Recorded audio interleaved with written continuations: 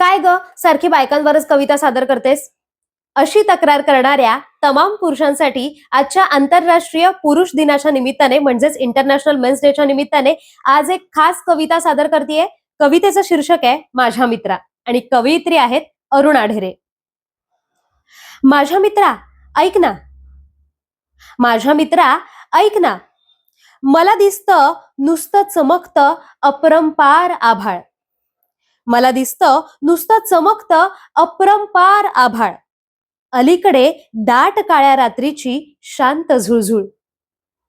बासरीच्या एखाद्या माधवी स्वरासारखा तीव्र मधुर तिथला वाऱ्याचा वावर.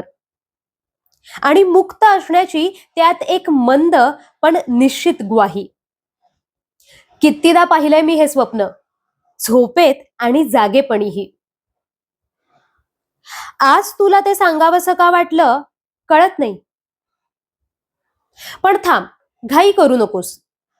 अर्ध फुललेलं बोलणं असं अर्ध्यावर खुडू नाही. हे ऐकताना हसशील तर मर्द असशील. हे ऐकताना हसशील तर मर्द असशील. स्वप्न धरायला धावशील माझ्यासाठी तर प्रेमिक असशील. हे ऐकताना हसशील तर मर्द असशील. स्वप्न धरायला धावशील माझ्यासाठी तर प्रेमिक असशील. समजशील जर शब्दांच्या मधल्या अधांतरात धपापतय माझं काळीज, तर मग मग तू कोण असशील? स्वप्नच होशील तर परमेश्वर असशील. स्वप्नच होशील तर परमेश्वर असशील. हाती देशील तर पती असशील. स्वप्नच होशील तर परमेश्वर असशील. हाती देशील तर पती असशील.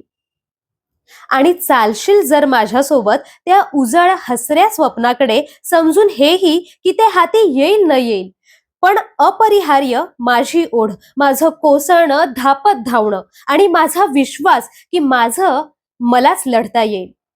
तर मग मग तू कोण असशील? मित्र असशील माझ्या मित्रा, मित्र असशील.